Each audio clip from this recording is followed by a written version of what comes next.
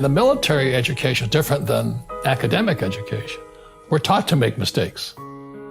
So every day I'd fly and we had to kill the engine on our aircraft and crash. It's called auto-rotation. I used to fly R-22s, and it's the scariest thing you've ever done. But every aircraft we do, I was cross-trained in all the aircraft. We always practice crashing. Because one day, as you know, you will crash. And you did crash. And I did crash 3 times. But if I didn't practice that, I'd be dead.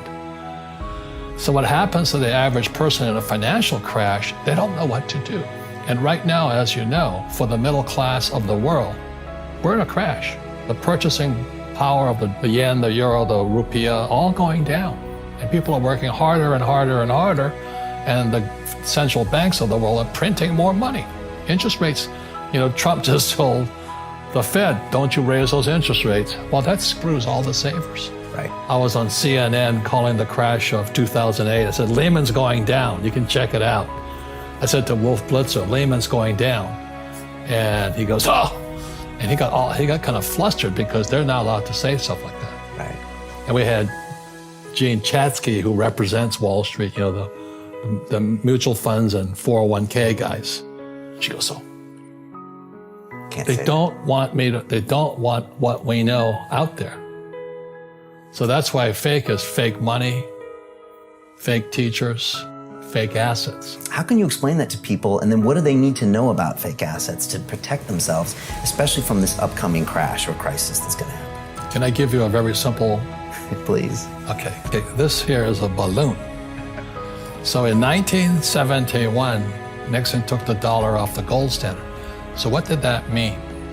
That meant the U.S. government, the U.S. Treasury, could now print money. So the U.S. Treasury would sell a bond to the Fed. Over here would be the Bank of England, Bank of Japan, ECB, and all this. The financial industry is 2 things, debt and taxes. Debt and taxes. And that's where fake starts. 1971, Nixon took the dollar off the gold standard, and the U.S. dollar became debt. And we still tell kids to go to school, get a job, work hard, save money, and get out of debt, and invest in a well-diversified portfolio of stocks, bonds, mutual funds, and ETFs. That's not it. Now, who tells them to do that? That's the most ridiculous thing there is. The book starts and it says, lie number 1, saving money will make you rich. Yeah, it never will. You know that. Because they can print it. Why would you save it and why would you work for it if they can print it faster than you can work for it? And number 2 is they keep dropping the interest rates on it. And today in the world, America especially, there's this gap between the rich and everybody else. And I know the game of the rich. My rich dad taught me, you know it because you're the banker. The game the bankers and the rich play is different than what they teach you in school. If you read Rich Dad, Poor Dad, Rich Dad's lesson number 1, the rich don't work for money. Don't you touch that stuff. The people that are being screwed today are the poor and middle class because they work for money. The banker friends, they're not working for money. They have money working for them. Yeah. Right. Very big difference in mentality here. So we have, in America today, we have, even Ray Dalio of Bridgewater, one of the biggest hedge fund guys in America. He's saying this gap between the rich and everybody else is too wide. Well, you could have seen that back in 1972. Because the moment you corrupt money, the very thing that everybody works for, saves, counts on, they were screwed anyway.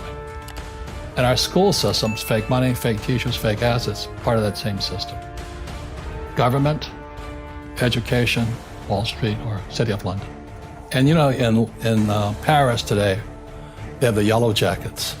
Yeah, the protesters. What's going on in America today are red for ed. All these school teachers are putting on red t-shirts because they know they're being screwed. They're protesting and all this. Their pension plans have been sucked dry by Wall Street. And what do? They put hedge fund managers in to manage the pensions. You gotta be kidding me. You put a hedge fund guy in to manage the biggest pot of money called the school teachers, firefighters, and police officers' pensions? They just sucked all the cash out of it. And the teachers are going, What happened to us? But because they don't know anything, it's red for Ed. They're out there protesting in mass all over the United States. But you don't hear about it. They talk about the Yellow Jackets. They don't talk about red for Ed. So this whole thing is coming apart right now. And it goes back to the question I have always asked, why doesn't our school teach us about money? Because Wall Street won't let them. That's simple. That's simple. And so if someone's listening to us that's stuck in that poor middle class trap and they hear it's their fear that ultimately is keeping them from that, that's a hard thing to hear, Robert. Well, every time I do a lot of speaking to the masses out there, Lehman doesn't invite me in because we're gone, but it's so risky. What you're saying is risky. And I said, what I do isn't risky for me, but it's risky for you.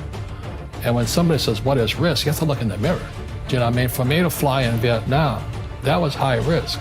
But the higher the risk, the more you have to study.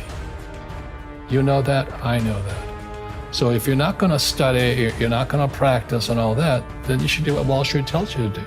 Buy, 401ks, mutual funds, ETFs and all that. But that's where they're fake assets, because they only make Wall Street or the city of London rich. Just watch where the cash is flowing. Follow the money. Yeah. It's not making the poor middle class rich. All Wall Street in America has done is rip off the pensions, because pensions are the biggest pool of money in America. And states like Kentucky, New Jersey, Illinois, California, Hawaii are going bankrupt because Wall Street went in and just sucked all the cash out of their pensions. So the school teachers like my dad, the firefighters and police officers, they have no retirement now. And so that's why it's fake money, fake teachers, fake assets. They're the same system. You see, in 71, that's where fake starts. My rich dad sent me a letter. I was stationed on the aircraft carrier off Vietnam. And it says, hey, did you know that Nixon took the dollar off the gold standard? And we didn't know. We're not in the banking industry. And he says, watch out, the world's going to change. So by the time I got the letter, it was 72. My co-pilot and I said, well, what does gold and gold standard mean? But we didn't know. It was illegal for Americans to own gold in 72.